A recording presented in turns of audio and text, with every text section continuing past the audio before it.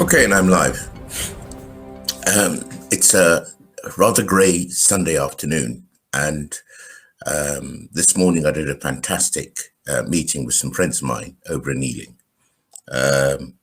And right after, we watched a video about the activities that happened in Japan in the kind of mid-1950s, really.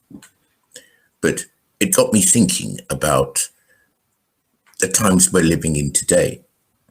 So this post is about the bribery and corruption that's been exposed by the pandemic process we're all living through now. Here's the thing about privilege. Privilege is a form of cash. When you give a group, an individual, a demographic, an ethnic group, an economic group, whichever group, when you give them privilege, that privilege weds them to the status quo. It weds them to the way in which things are done. Because their privileges are deeply and inherently connected to that status quo. If you change the status quo, what they fear more than anything else is that their privileges are going to be withdrawn or their privileges are going to become at risk.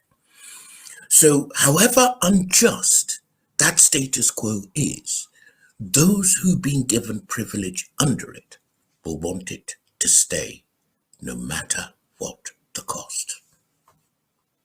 Now, when you shine a light like this pandemic on any situation, every inequality, every injustice is magnified by 10. It's like putting things under a microscope. COVID, the pandemic, has exposed all the flaws in every society. It doesn't matter where you are, whether you're in Africa, whether you're in Europe, whether you're in the Americas, whether you're in Asia. COVID has exposed all the flaws in society. So, the point about the privileges that certain groups have been given is that it encourages them to deny these flaws that are being exposed. Take, for example, the difference between the poor and the rich. Actually, during the process of the lockdown and as a result of the lockdown, the rich became spectacularly richer.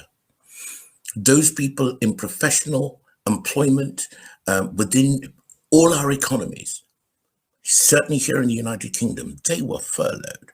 The self-employed may not have been able to complete the paperwork, so they would have dropped in their circumstances. If you go to the top end of society, I think I read in a headline that over the course of the pandemic, tens of millions of dollars and pounds were made by the likes of Bill Gates, Elon Musk, Bezos of Amazon. And of course, because we were locked down and more hooked on social media platforms, Mr. Zuckerberg also made a few bob. Now, who is talking about that? But they have no percentage in talking about that because it favors them. Because of their privilege, they are encouraged to stay stum about this situation. Let me take it one step further. If you have the kind of power to enable you to sponsor the media, then you can actually determine what is talked about, what is on the news agenda, and how the news agenda is carried forward. So, for example, let's say that you have an interest in pharmaceuticals. Let's say that your pharmaceutical company manufactures vaccines. Let's say that you have sufficient clout with the media to steer the conversation towards one strategy for dealing with this pandemic. You got it absolutely made. You're steering business to your own interests. And secondly, because of censorship, media censorship, of platforms that you have either an association with or own, you can make sure that nobody talks about it in any way that you don't like. And so it is. One of the most disquieting things about this pandemic is that in the interest of making sure that conspiracy theories aren't peddled, society's been dumbed down in its conversation and its ability to speak up, think aloud, and think about alternative scenarios. So we've been led down a single route, a single corridor within which we've had no flexibility to move or think. So that's what happens between the poor and the rich. The rich get richer and the poor get poorer. I think Leonard Cohen wrote a song. He said, everybody knows the game is broken. Old Black Joe's still picking cotton for your rhythms and your bows.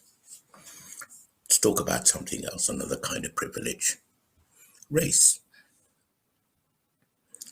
It is quite clear, and on several occasions, it's become apparent that while this admonition to go down the one-track route for dealing with this pandemic goes, a few pharmaceutical companies have got the parts of the world which don't have such pharmaceutical interests, literally by the short and sensitive parts. They have got them the way they want them.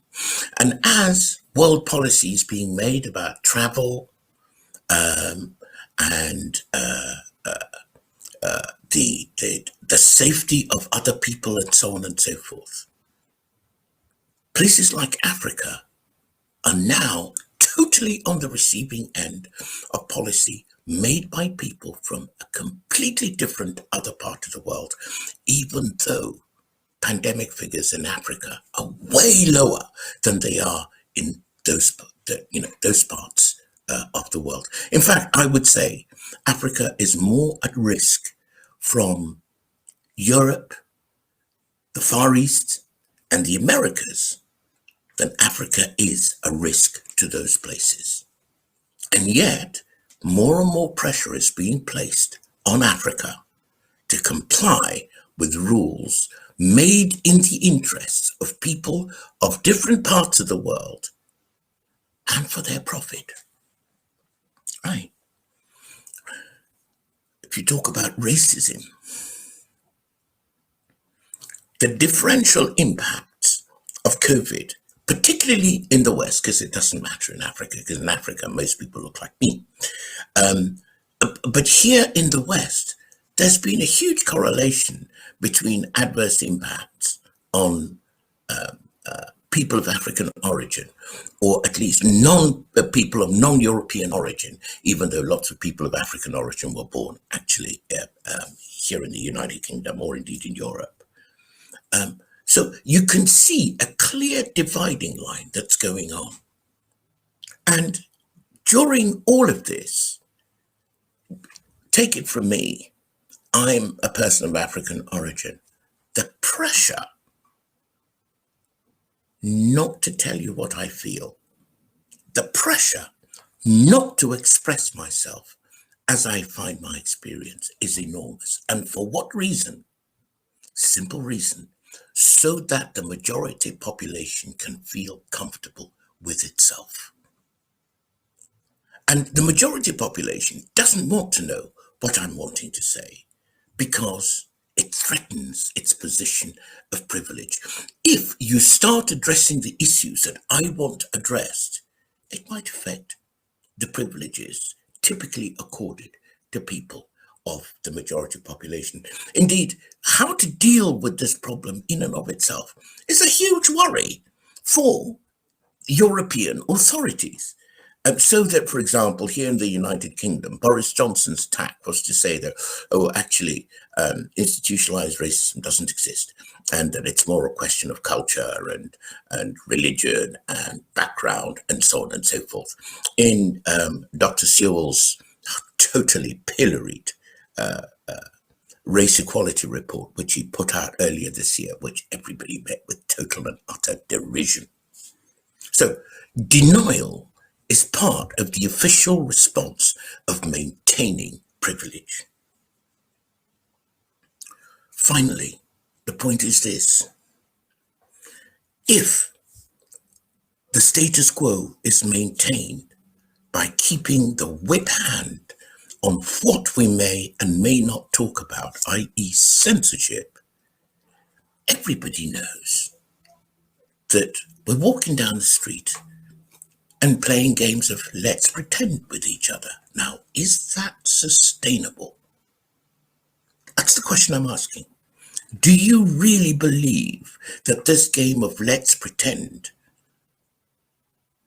is sustainable, especially when it's being done basically to protect the privileges of a few that have a lot? Then there's, of course, the attempts of of the elites to apparently improve the situation by what they're calling the Great Reset from the World Economic Forum at Davos. If you read the over 300 pages of this document, all you realize is that it's a great reset to hide the privileges that the elites will still maintain when this great reset takes place. And it'll still be a white world. It'll still be a world in which white privilege exists. And the last thought I'll leave you with is this. Why anybody of African origin cannot trust the bona fides of these so-called philanthropists and elites. None of them come from Africa. They're all nailed-on members of Anglo-American and European societies. They have it in their power to completely change issues around race equality. But they're spending their time forgetting the problems they have in their home cultures and going over to Africa to play the white savior, whether it's through the COVAX regime or this or that or the other. Now, let me tell you, as a man who's 50 years plus old in this world, anybody who does that cannot be trusted. You absolutely cannot trust anybody who does this. Because if that person is genuine, what they do is they first resolve the problem in their home and then export it. And actually, do you know what?